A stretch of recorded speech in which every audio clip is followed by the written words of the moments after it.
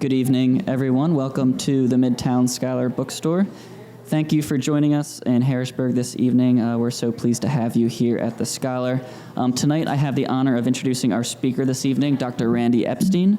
Dr. Epstein is a medical writer, lecturer at Yale University, and professor at Columbia University Graduate School of Journalism. Her articles have appeared in the New York Times, the Washington Post, the Daily Telegraph, the Guardian, among many other newspapers and magazines.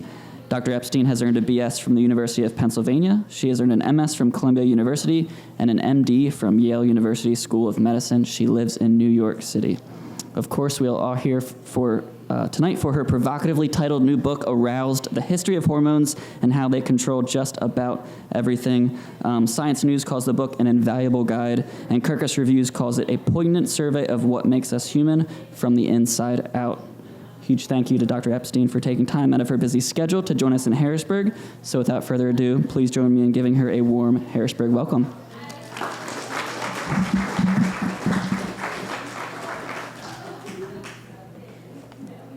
Thank you. Thank you very much for coming out. It's my first time to Harrisburg. I went to Penn undergrad, so I know Philadelphia, but I've never been out here, so this is great.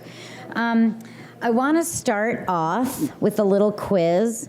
And I meant to bring extra paper, but it's just 3 questions, and there's a prize for the winner. So we're going to do the honor system.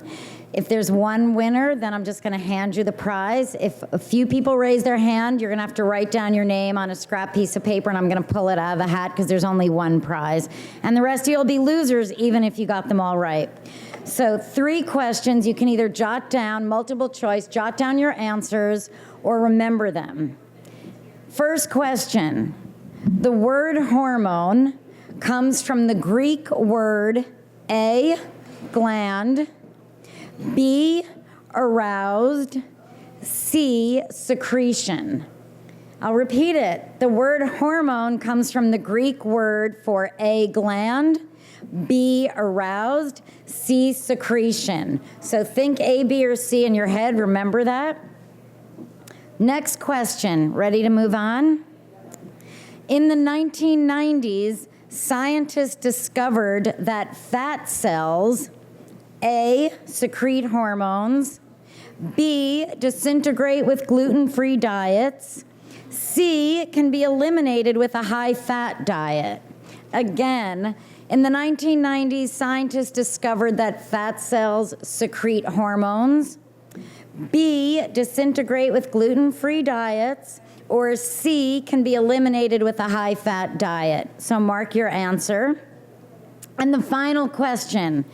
In 1873, Lydia Pinkham developed the first popular cure for symptoms of menstruation and menopause. The active ingredient in this popular remedy: A, estrogen derived from horse urine, B, alcohol, or C, a non-hormone anti-anxiety. So the first popular remedy, I'm not saying it worked, but it made her a lot of money. Lydia Pinkham in 1873, the main ingredient of this menopause menstrual cramp cure was estrogen derived from horse urine, alcohol, or C, a non-hormone anti-anxiety. That's the whole quiz. So let's go through the answers now. The word hormone comes from the Greek word. Anyone want to yell out what they thought? B, aroused. Yes, right, because it's the name of my book, and we'll get to how I got that. B. 1990s, scientists discovered fat cells. They... A, oh no, we're gonna have a lot of winners. Secrete hormones, yes. And C, the first popular nostrum for menstruation and menopause, the active ingredient was? Oh, we're getting a mix. B, alcohol. Anybody get them all right? No one got them all right? Anyone get 2? A lot of people got 2 out of 3, right? Okay, if you got 2 out of 3, do you have paper with you? Write your name on a piece of paper and send them up. Yeah, Lydia Pinkham, I'll just tell you, she was a housewife turned wildly rich woman because she basically put alcohol in a bottle and put a really medicinal label on it and said it cured cancer, constipation, menstrual cramps, menstruation. It probably did make a lot of people feel a lot better. And it sold for about 100 years. So much so, even now, how wacky we are things. If you Google Lydia Pinkham's remedy, there's still people selling stuff, but I don't think that, probably doesn't have alcohol anymore because you're not allowed to do that. But let's see, I'll give out the prize and then I'll start my little talk. Okay, we'll do this. I don't have a hat. I'm just gonna mix these up. Now here, okay, let's just have, we'll make it fair. Oh, who's not? Okay, we need a loser up here. Huge loser. David Platt. And you get, it's my own homemade Lydia Pinkham. It actually is straight bourbon made from New York City. It will make you feel better. And I have to say, this was almost harder than writing my book, was finding a label and then figuring out how to get it. Like first it came out 8 by 11. So it took me a while to figure out on my computer how to actually get it and glue it on. So enjoy. I'm not claiming, one disclaimer, I did once make a joke saying when I had a woman win, it will take the edge off menopause. And I got someone in the audience really angry that I said that. So she said, all alcohol is dangerous and you shouldn't have said that. But for some people, a little bit might take the edge off menopause. So I want to begin with a story about my grandma. When I was a kid in Yonkers, which is a little north of Manhattan, a suburb north of Manhattan, in the 1960s, I spent a lot of time with my grandma in her pool club in Yonkers. And we'd go in the summer, my siblings and I, we'd play in the pool, we'd hang out. My grandmother and her 3 friends would sit at a table under this, like in a canopy kind of thing in the shade, smoking Kent cigarettes and playing canasta. My sister and I did what you did in the 1960s. You know, we really wanted to get tan, so we took an album cover, we put aluminum foil around it, put our chins in it, and then coated ourselves with baby oil. My sister, by the end of the day, would have a decent tan. I would burn to a crisp, as you could tell, and the next day I'd just be pale. But here's the thing. Grandma Martha, despite being hidden by the sun's rays, had the most gorgeous copper color. We were mystified. How did Grandma do it? She was just smoking cigarettes in the shade all day. And we were kind of envious. She just had this beautiful bronze tan. It wasn't until years later that we realized that Grandma did not have an enviable aptitude for sunbathing. She had a hormone ailment. Grandma had Addison's disease. Her body didn't produce enough cortisol. We think now about cortisol as a stress hormone, but you also need cortisol to maintain blood pressure for your immune system. So people with Addison's disease suffer from extreme fatigue, nausea, and low blood pressure. It also darkens the skin. When I was a kid, I didn't know much about her disease, except that John F. Kennedy had the same thing, which made it seem like a very presidential thing to catch. And when I have a screen available, I actually have a picture of my grandmother with a cigarette in like her, whatever, like her robe that she wore around the house, no bra, not looking her best, sitting at a kitchen table smoking a cigarette, and then I have John F. Kennedy on the side. I'll tell you, the first couple book talks I gave, there were horrific thunderstorms the night of my book talk, and I actually said to my relative, like, Grandma is watching down on us. She is so not happy of this picture that I have of her. Like, there was just torrential downpours. But so far we're good. We have no picture. We're just saying that. So, But my memory throughout my life wasn't anything about grandma having a hormone ailment. I just remember my mother saying, "Ma, don't forget to take your cortisone pill." There was one in the morning and one in the afternoon. I didn't even realize that Addison's had anything to do with hormones, because to me growing up, hormones were your boobs and your period and sex, and that was it. But hormones are so much more. They're potent chemicals that control metabolism, behavior, sleep, mood, and the immune system. When I delved into the history of hormones, I wasn't even thinking about my family history. The reason why I wrote this book is because the last century has been one of incredible discovery, but also outrageous claims. Consider this. When Grandma was born in 1900, the word hormone didn't even exist. By the time she was diagnosed in the 1970s, scientists had a way to spot her hormone defect down to the billionth of a gram. I'm not a numbers person, my husband is, and when I would sort of spew things about my book during the whole time I was working on it, like it became, that we'd say, "What do you want to do on a Saturday night? You want to go for dinner?" I'd say, "Sure, but I just did all this great research. I may just talk about it all dinner, or we could go to the movies." We saw a lot of movies. But when I told him about this woman who discovered, because it was a woman, how to measure hormones down to the billionth of a gram, he was like, "I don't think you mean a billionth, because I don't even think you realize what a billionth is." He's right. I don't realize what a billionth is, but he's wrong. We can measure hormones down to the billionth of a gram, which is like measuring a teardrop in an ocean, and I can't even appreciate that because I actually don't know what a billionth is, but it's correct. I'm going to be telling you about the woman who devised this technique that allowed doctors to measure hormones. Just like Grandma, she was a woman from New York City in the middle years of the 20th century who doted on her kids and made home-cooked meals. Unlike my grandma, she got a Nobel Prize, and she revolutionized 20th century medicine. But I'm getting ahead of myself. So I just want to, before I get into one of the stories from my book, I have one more question, but there's no prize.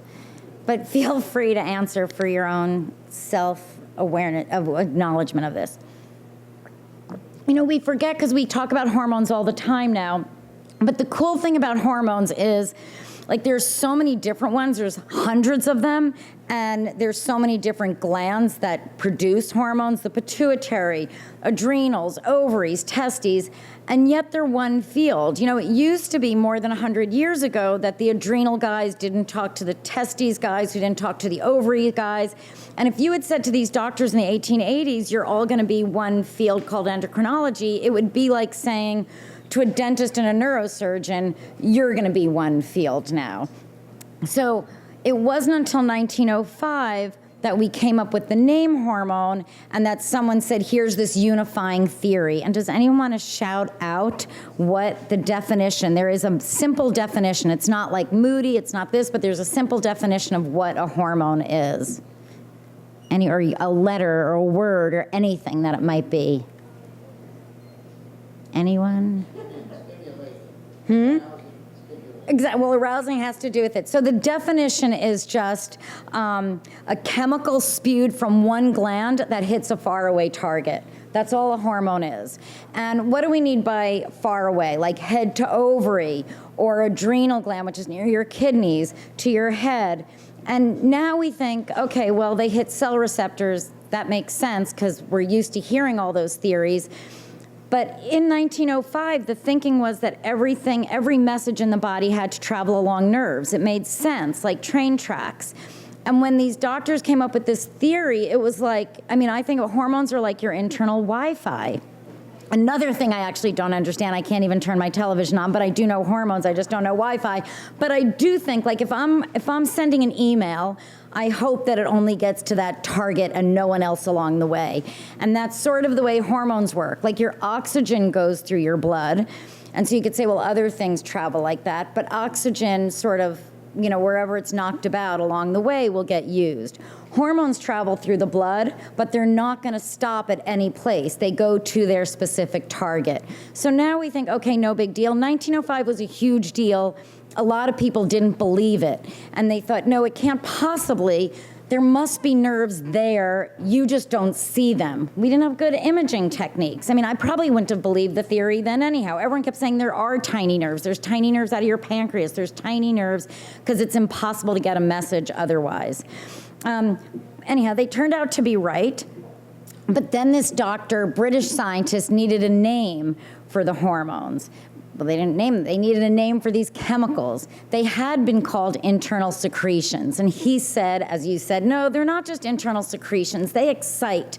They arouse. So he went to a friend of his who's taught at Cambridge University and said, what doctors do, I need something from the Greek, because we like these highfalutin terms. What's a Greek word that means to excite or to arouse? And his friend said, why don't you do something along the lines of hormoa? So he did. So he gave a lecture that night and said, you know, hormones, as we shall call them. And because it was a meeting of doctors, it wasn't like everyone sat in the audience and said, great, good idea, we'll go with that one. No, there were other people that said, I have a better idea. One doctor raised his hand and said, how about autocoid? Because that means like internal drug, which is kind of a cool thing. But my theory, and there's no proof of this, but my theory is that someone at the time was like, if we go with autocoid, that means 100 years from now, people are going to say, I feel so autocoidal. And that will sound weird. Hormonal sounds normal, so we'll just go with that. So they did, and it became hormone. Then, so that was 1905. 2018, I needed a title for my book because some of the ones I had, my publisher didn't think were that catchy. So I emailed a friend of mine who's really good at titles, and she's an author also, and she also named Caramel Sutra, you know, the Ben & Jerry's flavor, which you can do, and if you actually give them the ingredients or, you know, say the flavors and a really good title, which I've tried to do, but I couldn't do it, you have the self-satisfaction of knowing that it's your title. So that's what she has. So she named Caramel Sutra, so I said to her, I need a name for my book. Norton doesn't like any of my names. And she said, well, what does the word hormone mean? And I emailed back, aroused. She's like, well, that's your title. Then another friend on the email loop was like, well, that's misconstruing. It's not, you have a little sex, you have some libido, but it's not the whole book. And I was like, but that's aroused means to excite. It also means to wake up in the morning. You know, that's your mistake if you're going to call it the book Aroused. So we went with Aroused. And a few weeks later, I was actually with a group of friends, and we were talking about my title, because people then did like it. And I was explaining how I came up with it. And my friend was like, no, actually, I came up with it. And I said, I don't think so. I think I did. And she's like, no, I saved all the emails. So then she forwarded back to me the whole email chain, which you can now do. Since we don't talk, we do everything in written. So she actually did. It was her title. But I could see, like, I was just like, maybe as I typed the word aroused, I thought. And I actually, I was there giving her the title. So we heard about my grandma, and I want to tell you a few other stories, but I want to read to you a few pages of my book. Bear with me, because it sounds like it has nothing to do with hormones, but it will, I promise. That's all I'm going to tell you about this, that it will have to do with hormones, and I'm just going to read a few pages. And it has to do with a murder. On May 21st, 1924, two Chicago teenagers tried to get away with murder. Nathan Leopold, or Babe as he was called, was 19. Richard Dickie Leopold was 18. They were both students at the University of Chicago, born and raised nearby in one of the most exclusive neighborhoods in town. That afternoon, they left their college campus, rented a car, and drove to the Harvard School, an elite private boys' school which they had both attended. Then they waited. The two had schemed for months and thought they had covered every angle to avoid suspicion. They knew, for instance, not to drive Babe's Red Willie's night car. That would be a dead giveaway.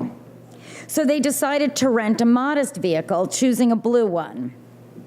They also told Leopold's chauffeur, they lied to him, telling him the brakes on the Willie's night needed fixing. That way he wouldn't wonder about the rental. They also rented under a false name, Morton Ballard. Their alibi had something to do with carousing all night with drunken girls, and they rehearsed it over and over to make sure they had the same story, just in case the slim chance they were ever questioned. Babe and Dickie were brainy kids. They had each skipped grades and started college by the age of 15. One of them was about to go to Harvard Law School, but if you do murder, you will get your law school acceptance rescinded, which they would find out. They were novice killers, so they weren't as thorough as they thought. The boys had a short list of potential candidates, all sons of their parents' wealthy friends. They chose 14-year-old Bobby Franks solely because he was the last to leave school that day and he was alone. They waited for him near the schoolyard and lured him into the car by offering him a ride home so he wouldn't have to walk. Then they drove a few blocks and bludgeoned him to death. The corpse was found in the woods later that evening with a pair of expensive horn-rimmed glasses lying nearby. The cops traced the glasses to a high-end shop that had only sold 3 pairs. One belonged to Babe Leopold. Babe tried to explain it as a coincidence. He was an avid bird watcher, and he must have been in the same wooded area a few days before where the body was dumped. The cops didn't buy it. Soon enough, both boys confessed, and they each claimed the other was the ringleader. The families hired the famed defense attorney Clarence Darrow, the lawyer who would go on to defend John Scopes, the teacher sued by the state of Tennessee in 1925 for teaching evolution to public school students. For the Leopold Loeb case, Darrow turned to science too. His mission was not to prove the boys' innocence, they had already pleaded guilty, but to get them life sentences instead of the death penalty. The murder was quickly dubbed the crime of the century. Newspapermen staked out the helms of the Leopolds and Loebs. They packed the courtroom. The case would years later inspire 4 films, one starring Orson Welles, another directed by Alfred Hitchcock, a few books, some fiction, some nonfiction, and 1 play. The driving question, though, and this was the 1920s, the driving question of all the newspaper reports and the films and the novels, something on everyone's mind, was what had compelled these 2 boys that seemed to have everything, education, money, connections, to toss it all away for an afternoon of gruesome adventure. What was the motive? The media stoked curiosity.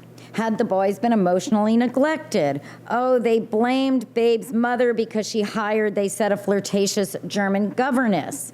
They said that the other mom was so involved with charity work that, she hired a nanny, which you shouldn't have done. They said that the public learned that the 2 boys were occasional lovers. They said that might be the reason, as if homosexuality leads to murder. They said the boys were petty thieves because Dickie Loeb once pinched money from a lemonade stand he had with a friend. But all of these things, really, they were implying some sort of moral depravity, but none of it seemed to work. But yet, there was one theory that seemed to explain their deviant behavior. It was a newfangled notion gaining attention in medical journals. The answer lay in the science of endocrinology. So, I'm not going to read any more from the chapter, but I'll just tell you that in the 1920s, endocrinology was exploding. We had isolated estrogen, progesterone. We would soon be isolating testosterone. There was tons of now this mind-body stuff, and people were wondering, how were hormones controlling the brain? There was also some wacky things going on. I mean, there was great science in the 1920s, and then we had, Lydia Pinkham stuff was still for sale. We also had this Dr. Charles Brinkley, who was in Kentucky at the time. He was a doctor because he bought his medical degree in Italy, which you could do in the 1920s.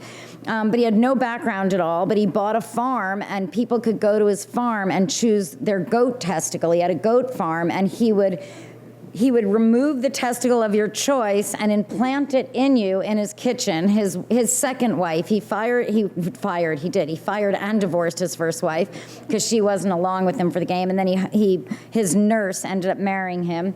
And he did the operations in his kitchen table. What really helped his success was the publisher of the LA Times had it done and said he's never felt better. It boosted his libido, so he wrote articles. Anyhow, he's like the best charlatan that ever existed. This was going on in the 1920s. There was all sorts of things that you could buy that were saying helping with your adrenal glands. Whatever gland you had, there was stuff that you could buy. Also at the same time was a guy named Dr. Lewis Berman. And I go on a little bit more about him in the book, but I'll just tell you, if Dr. Berman were alive today, he would have 1 million Twitter followers, 1 billion, probably 1 billion, even though I don't know what that is, but he would have 1 billion Twitter followers and he'd have his own television show. Dr. Berman, and he wasn't at this trial, but he fed a lot of the theories leading into it. He was an associate professor at Columbia. He was a member of all the established elite societies. He published a slew of scientific articles, and he did some good things. He isolated the parathyroid glands. Those regulate calcium. But he was also a great self-promoter and an audacious extrapolator. And I think he got a little into just the fame of it all. He published a book that, told you like what diet you could be on, a hormone diet. He said he could look at you and just tell you what your hormone balance was. He went back into history and said Abe Lincoln was very pituitary, Oscar Wilde was very thymus. His aim was to go into schools. He believed that murderers and deviants it was all because of imbalances in their hormones. So he promoted this theory that let's go into schools, measure these kids' hormones when you couldn't measure hormones yet. We couldn't do that till the late 1950s. You couldn't measure hormones yet, but he said, let's go in and measure their hormones, and then we can examine children. If we see that they're on the path to murder or deviance, we can fix them. And he had this thing called the ideal normal, which he said would be tall, smart, handsome, and no need for sleep. He also claimed this, that women who had irregular periods, which is practically every woman, lacked female hormones and would become manly or, as he put it, aggressive, dominating, and here's the scary thought, even perhaps enterprising and pioneering. So how did this feed into what was going on? Dr. Berman did not go to this trial, but they did hire two doctors who specialized, called themselves hormone experts, to go in and analyze the boys. It was 1924. You have to picture, there was reporters stalking. These kids were held in the jail. They were stalking and peeking in. These two hormone experts came, and they brought with them an X-ray machine, because in those days, your pituitary gland in your brain controls a lot of your hormones. We couldn't measure hormones, but if they took an X-ray of your brain, if they saw that the bones that held the pituitary in it, if it looked wide, it could mean that you had a tumor and that was messing things up. They brought with them something I can barely pronounce called a metabolometer. It looks like the thing in my boiler room at home, and somehow that, the boys breathe into it, would measure their hormones somehow. Then they analyzed. They were psychiatrists also, and they talked to the boys. They gave the judge, this wasn't a trial by jury, there was just the judge deciding their sentencing. They gave the judge a 300-page, 80,000-word report. I'm not going to read the whole thing tonight, nor is it in my book, but it is online. They said that Babe Leopold had a calcified pineal gland. We now know that that gland has something to do with your circadian rhythms. At the time, in the 1920s, it was thought that it was a gland that had to do with morality. Dickie Loeb, they said, had multiglandular disorder, which was just, I guess, a way of saying he was completely messed up. And basically the judge said, and the judge spoke in very judgy kind of way, but I'll paraphrase it. The judge basically said, this is fascinating. This new field of hormone research sounds really exciting, but it's not going to get these two murderers off the hook. So Dickie Loeb, they were both sentenced to, each got a life sentence plus 99 years. They for murder and for kidnapping. Dickie Loeb was in jail for 9 months and then was murdered in jail by a fellow inmate. Nathan Leopold, we would probably now call him a psychopath. Nathan Leopold, being the good psychopath that he was released after 34 years for being a model inmate and on good behavior.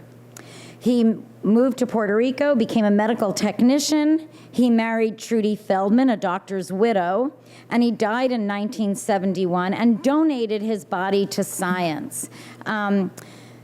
We don't know. Like, I was thinking, oh, maybe he did have some multiglandular thing. No one ever, by that time, no one really cared that much about all this gland stuff and murder, so they never really looked into what his glands were doing, and I just assume he became a cadaver for first-year medical students who probably never even knew the body that they were opening up. But I talk more about them and this whole theory. And it is fascinating because even today we're trying to figure out, there is something like neurolaw, and we're still driven to try to figure out, is it hormones, and how does it control behavior, and could there be something going on hormonally that make people act one way versus another?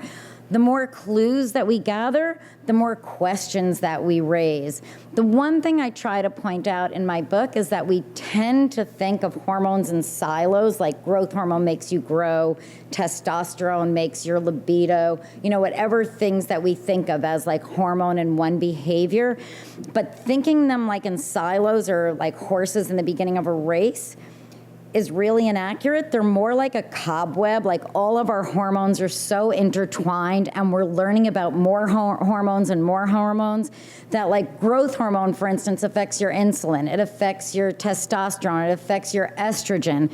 So they're so intertwined that it's very hard to to have a chart and say this behavior is due to that, and this is due to that. Not to even complicate it even more, that we all have unique receptors for hormones. So some women go on birth control that has progesterone and feel depressed from it because we think of the way progesterone hits the brain, and other people feel completely fine. And it has to do not just with the level of hormone, but with the way your body reacts to those hormones. So now I want to just shift and go right back to where I started with my grandma. But I mentioned that there was a woman that came up with the way to measure hormones down to the billionth of a gram, and I just want to tell you a little bit about who she was. She worked with a guy named Solomon Burson, so she didn't do this on her own, but she got the Nobel Prize on her own because he had already died, and we don't give out the Nobel Prize posthumously. But I like to tell her story because I just think she's an amazing, remarkable woman. And I didn't get to meet her. She died about 10 years ago. But I did get to speak to her children. I spoke to a lot of people that worked with her. Her name is Rosalyn Yalow. Has anyone here heard of her? Oh, good. I think people should know her name. The people that I spoke to who worked with her across the board said, difficult woman. She would only talk to you if you were as smart as she was, and that was a very small group of people. No sense of humor. Her kids said the same thing. But I said to her daughter, man, I have so much respect for your mom, because I don't blame her for being difficult. So I'll just tell you a little bit about her. I tell my students when they write about medicine never to use the word revolutionize, because everything is like, oh, new protein that does this tiny little thing, it's going to revolutionize medicine. No, we overuse it. But what they created, radioimmunoassay, did revolutionize medicine, because before radioimmunoassay, in the 1960s, not that long ago, even though they devised this in 1959, but it didn't become widespread till the end of the 1960s. So 1960, if you thought your kid was too short or growing too fast or something hormonally off, you went to the doctor, and it was kind of guesswork. They kind of measured, they kind of took a hunch, maybe they'd see like the x-ray of your head and see if there was a tumor, but other than that, there was no measurement. After radioimmunoassay, they could measure minute little nanograms of hormones. Not only that, it's the same technique that we use to measure anything in the body that we thought wasn't measurable. We wouldn't have been able to isolate HIV virus without a technique like radioimmunoassay. We've modernized it since those days. The fertility business wouldn't exist. Cancer markers, all this stuff, anything that we used to not be able to mark, we can do now because of this. So who is Rosalyn Yalow? She was a poor girl. Her parents were immigrants from Russia who grew up in New York City, went to public school, went to Hunter, a public college, graduated tops in her class from college in physics, and said to her teacher, I love science. This is what I want to do. I want to go on and study more. And her teacher said to her, Rosalyn, this is the 1940s. Maybe you shouldn't say that, but she did say this. don't you think being a secretary for a scientist makes more sense? And so she did. She became a secretary because she had no options. Nobody would support her to go on to graduate school. But she became a secretary for a scientist at Columbia University, knowing she could take free classes. So she said to her boss, I'd love to take free science classes. And he said, don't you think stenography makes more sense for a woman?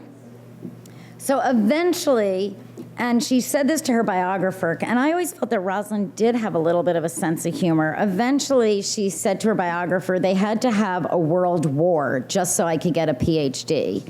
Because of World War II, it was the 1940s, there were a few spots for women in these PhD programs because they couldn't fill them up. So Purdue University called Hunter and said, look, we have 2 openings, but we've got a problem. She's a woman and she's Jewish. We don't want to waste your time with her. Do you guarantee you'll give her a job after? And Hunter said, well, we can't guarantee. It takes a long time to get a PhD. So Purdue rescinded the offer. And University of Illinois reluctantly took her. They had 1 spot, they took her. She met her husband there, who was also from New York. She got her PhD in 5 years. He got his in 6. He got his job before her. Do the math of that one. According to Lauren, I'm not sure it's true, but I like the story, so I'll just keep spreading it. This is true. She got a job at the Bronx VA. What I'm not sure, but it's kind of funny, is that they gave her an old janitor's closet as her lab, and it's that lab that she ended up with Solomon Burson, who was an MD interested in research, figuring out how to measure hormones. Their very first paper that led to the science of this basically showed that insulin created an immune response. And the original insulin, if you know people that had diabetes years ago that took bovine or pork insulin, some of those people did become have these allergic reactions to them or reacted against the insulin. Now it's all synthetic, so we don't. But they sent this paper out all over to the top journals because it was a breakthrough, and she knew it, and they knew where they were going with it. They knew this was Nobel worthy. Eventually, we're going to measure hormone stuff, and it was rejected across the board. Because science editors are people too, and what they were saying just went against, the thinking was that hormones don't elicit an immune response. They don't do that much, they're too small. Eventually, they were able to convince one science editor to publish it, but they had to take the word antibody away, they had to say globulin.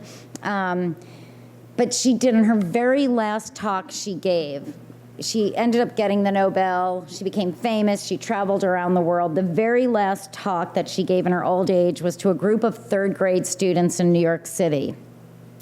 And she said to them, if you do science right and you stick to your data, don't cave when other people tell you you're wrong. You have the data, stick with it. And save all your rejection letters, because one day you can use them as part of your exhibit in the Nobel Prize ceremony, which she did. So I tend to think she did have a sense of humor. How can you not admire a woman like that? You may not have wanted to work in her lab, although the people that liked working with her were just as smart. They got along. But if you weren't quite as smart, she was quite the intimidating person. So I just want to end up, so we have time for some questions. I just want to talk about little takeaways from the book and a few things that I touch on, which I don't have time to get into tonight. I would say that the takeaway from my book, or what is this whole book about, is that there are some brilliant and compassionate scientists and doctors who are doing and have done research that have planted the seeds that have grown into this strong tree of endocrinology. It's helping us to understand our bodies in ways that we never thought were possible. It's paving the way for new treatments and cures. But along the way, ever since the beginning, there have been those who have been grabbing at the low-lying fruit, taking hints from research. It doesn't come out of anywhere. Taking hints from research and extrapolating it way too far, preying off these fears about our desires to get younger and better and more libido and more whatever, and marketing these wacky hormone therapy. Some are dangerous, some just cost a lot of money. It went on in the 1920s, it's going on now. We laugh at the hormone diet book, there's hormone diet books now. There's stuff you can get online that's claimed to have all these kind of hormones in it, and I don't know. if they're in it or if it's just water, but there's all cures today. So I hope when you read the book, you'll be able to understand like who the heroes are and maybe avoid some of the hucksters. So some of the things I get into, I have a chapter on transgender. I do talk about children who identify as transgender. My chapter focuses on mainly a friend of mine because I felt that he was so articulate in terms of his transition, and at the age of, he's 58 now, at the age of 58, he can go back and look at his history and understand sort of how he came to realize this and understand. What do we know about people who identify as transgender? We do think it's real. Now that every time there's a transgender clinic opening, there's wait lists of people to go in. Do we know that it's one hormone or another? No, there's no blood test for this. There's research going on to try to figure out what is it in a transgender identity. A lot of people in the transgender community, rightly so, are very worried about this research. We're not going to stop it because we want to understand, and the doctors doing it want to understand.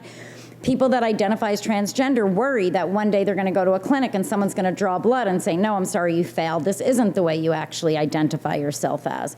So this is really sort of at the forefront of what's going on in endocrinology.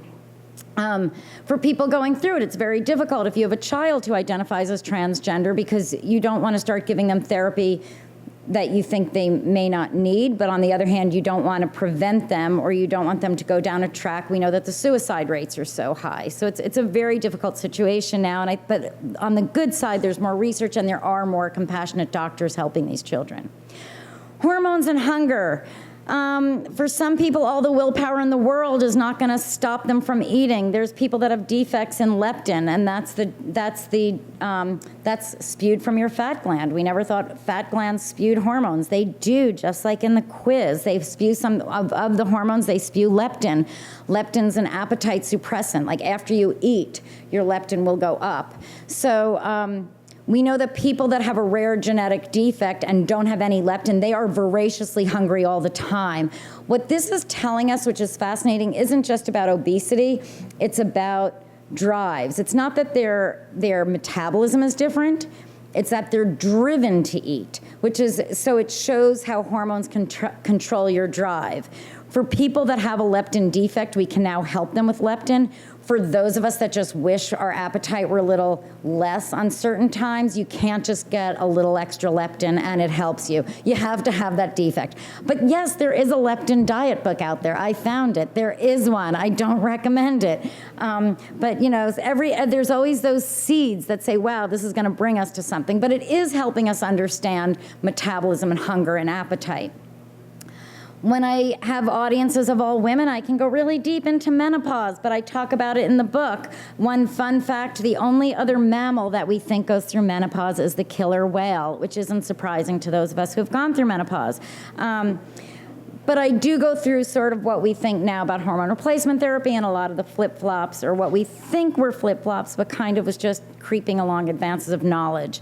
2 chapters on testosterone, because I look back in the history of when we isolated testosterone, and there's all this stuff now. I had to watch a lot of sports just to speed through and see all the because I don't usually, but I wanted to see the testosterone commercials for all the gels available.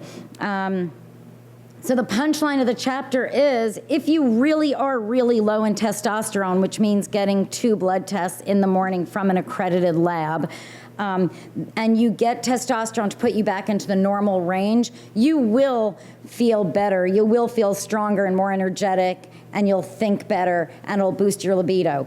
If you're within that normal range, going from low normal to a little higher, the studies haven't shown it does much. When I say getting your blood test from an accredited lab, everyone assumes, well, of course, we're in America, you're just going to go. No, actually, there's a lot of places that you can just go and you have no idea where they're sending your blood. And they will say to you, oh, you're low in testosterone, and here, buy this. So you actually, how do you know it's accredited lab? You can go on the CDC's website, or you could just ask. I mean, I think that if you're in like Harrisburg, Pennsylvania, and you go to someone who says, oh, like I send my labs to Penn State, that sounds like a normal thing to do. But if they say I'm sending it to a lab in California, you have to think like, why are you sending it all the way out there when there's probably labs right here that are accredited? So that could be a clue that you might want to check, what's the name of that lab? Let me go online and see if it's accredited. And then I think I just want to end with one Rosalyn Yalow quote, going back to her, because people would say things like, oh, she always wore her Nobel laureate necklace all the time. Like, big deal. I think I would if I won the Nobel. But her kids said that's not true. And they also, other people said ever since she won the Nobel, she would sign her name, Rosalyn Yalow, Nobel laureate. And again, I mean, think about what you put under your email. Let's all just think about that for one moment. Like, Nobel laureate, you could put that under your name. But her kids said, oh no, they didn't do that. But what is true is that behind her desk, she said, she had a sign that said, in order for a woman to get as far or to make it as much as a man does, you have to work twice as hard and twice as long. And everyone's like, oh yeah, I've heard that expression. But Rosalyn Yalow added this. The expression was, in order to be just as good as a man, a woman has to work twice as hard. But then she added, fortunately, that's not difficult. So I'm going to end with that. And I'm happy to open up questions to We're other gonna have things I didn't a touch few on. minutes for some questions. So if you have a question, just raise your hand and I'll come around with the mic. I came a little late, so I don't know whether you talked about your teaching, but you mentioned when you work with students on writing about medicine.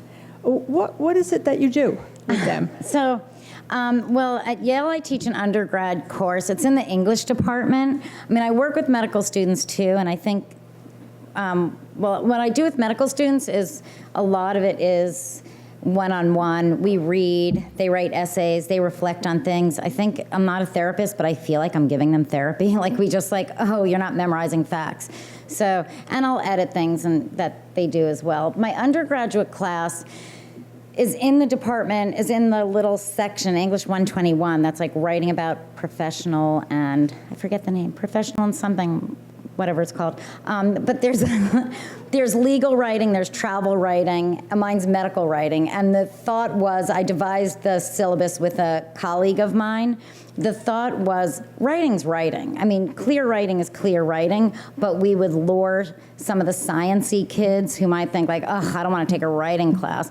But then maybe they will, because we're going to be reading like New Yorker pieces that talk about medical issues. So I think the theme of my class is knowing your audience. So it's not that, oh, writing for a lay public is the best way to write. It's if you write scientist to scientist, oh, then you can shove a lot of information in one sentence and you can be concise. And you don't have to say, let me explain to you the ramifications and what this means.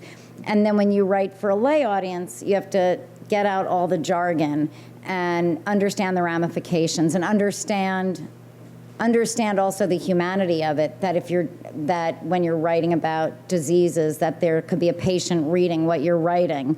And they have the opportunity to interview patients and interview doctors. I get a lot of pre-meds, so I think it's nice for them to see illness from another point of view. So. I just wanted to know, I can almost get it from the way you're talking, but what was that moment that you thought you wanted to write the book? What actually motivated you to do that? Well, my first book, I'll tell you the real stories. My first book was on history of childbirth. And the reason why I wrote that book, though I do have 4 children, and I don't have, and I had, relatively speaking, compared to other women, really easy pregnancies and really easy deliveries, so it wasn't like I had this major trauma that I thought I had to write about. The reason why I got into that book is I'm very interested in like how the science and society and the clashes, and sometimes it actually works together. So I was very interested in how science works and doctor-patient communication. And I gravitated towards OBGYN for that book because I thought it's very different when you're a healthy person, like you're just saying, I want to get pregnant, I need advice, versus if you're in pain or if you're suffering, you tend to say to the doctor, I don't care how much like, you know, we're against paternalistic medicine, but you're in pain. At a certain point, you're like, okay, do whatever you want. But there was women with agency when they're healthy and they're going to have a baby. So then I focused on that, which led me down to being fascinated with sperm and egg and all the things we know and don't know. And I really then got into looking at estrogen and progesterone and all these hormones, which my editor at the time was like, this is interesting stuff. It's not about making babies. This is hormones. Save that. You'll do another book on that.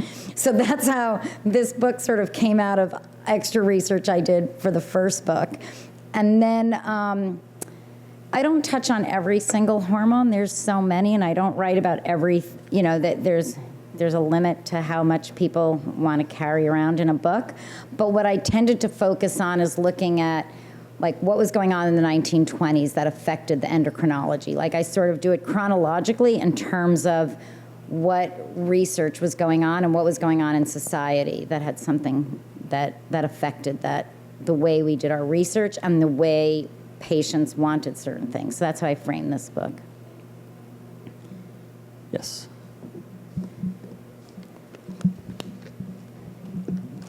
How would you assess the medical profession's understanding and fluency in the process of science?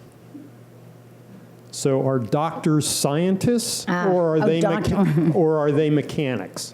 Well, it depends. It's interesting. It really depends on what, there's people who are PhDs, they're the scientists, though Solomon Burson was an MD who had a love of science. But I think, you have doctors that are real humanists in what they do, and I wouldn't say they're scientists, I would say they're more humanists. Then you have some that aren't very humane, and they might be more mechanics. I think it's such a wide field. And you read good and bad of what goes on, and I think different specialties are different in terms of how good they are at being scientists versus humanists versus mechanics. But I don't know if this answers your question, but I write a lot about Harvey Cushing. He's considered the father of neurosurgery, like the best neurosurgeon in the early 1900s. I write about him because he was, as he said, in love with the pituitary gland. So he had all these insights into the pituitary gland. When you read about Harvey Cushing, you also read about his assistant, who basically comes across like his secretary, this woman Louise Eisenhart, who kept all the notes and the data. Well, it turns out like Louise Eisenhart was the first female neuropathologist. And she didn't just take notes, she did all his data analytics. So I think of Louise Eisenhart as the brains behind the brains, and I would say, hey, Harvey, maybe you're just the mechanic who was really good at removing these tumors, and Louise did all the brain work behind you, but made you look good. So I think it varies from specialty to specialty. But I do think, medicine definitely is more of an uncertain science, and I think that's what I try to get across. I'm actually writing an essay about this now, about the struggles of writing about medicine and conveying its uncertainty without losing the thrill of it. What I like writing about medicine is that there's so much we don't know, and there's so much that's shaped by what we assume. And there's so much that isn't hard science. It seems like hard science at the time, but it's based on assumptions. So that's what I find fascinating, but it's also challenging when doctors have to say to patients, we're 80% sure, but that means we're 20% not sure. We just took all these blood tests, and we think this, but we don't know everything about the human body. So I think there's a lot of judgment that goes on. So we have time for just two more questions. Hi, my name is Jonathan Alley. I have a question for you. What do you think about greed? Like being greedy of hormones? Oh, you mean if it's hormonally related? Are people greedy for hormones? Because of their hormones, or because they want them? Because they want the effects of... Oh, you mean going out and getting like the testosterone gels and all that stuff? Or what about females? And that too. Well, yeah. What do you mean that too? Well, we don't, the testosterone, there's not much for libido. Testosterone. I mean like hormone replacement therapy. Is there any female hormone? Well, there's hormone replacement therapy for menopause. Is there any female hormone? Yes or no? Are there any female hormones? Yes. Yes. Okay. Do you know, what are they? Well, we don't, it's interesting. Women and men both have hormones, but both men and women have estrogen, both men and women have testosterone. So we're trying to get away. We have different levels of different hormones, but we're trying to get away from the sort of 1950s, like men have testosterone, women have estrogen, because we both have both. Can you talk about the estrogen?